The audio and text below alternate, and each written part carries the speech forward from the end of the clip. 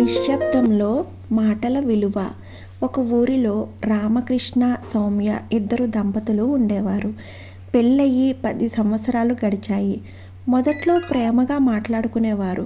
కాలం గడిచే కొద్దీ బాధ్యతలు పెరిగి మాటలు తగ్గాయి. రామకృష్ణ ఉద్యోగంలో బిజీగా ఉండేవాడు. సౌమ్య ఇంటి పనులు, పిల్లలు, బాధ్యతలతో అలసిపోయేది. ఒకరోజు సౌమ్య అన్నది, మీకు ఉద్యోగమే ముఖ్యమా? నేను ఈ ఇల్లు కనిపించట్లేదా అని. రామకృష్ణకు చాలా కోపం వచ్చింది. నేను మీకోసమే కదా కష్టపడుతున్నాను అని చెప్పి బయటకు వెళ్ళిపోయాడు.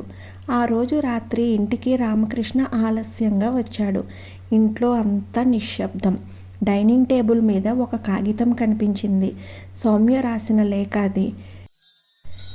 నీవు సంపాదించే డబ్బు కంటే నీవు నాతో మాట్లాడే 2 మాటలు నాకు ఎక్కువ కావాలి. నేను నీ భార్యను, నీ బాధ్యత మాత్రమే కాదు, నీ తోడును కూడా. ఆ లేఖ చదివిన రామకృష్ణ కళ్ళు తడిచాయి.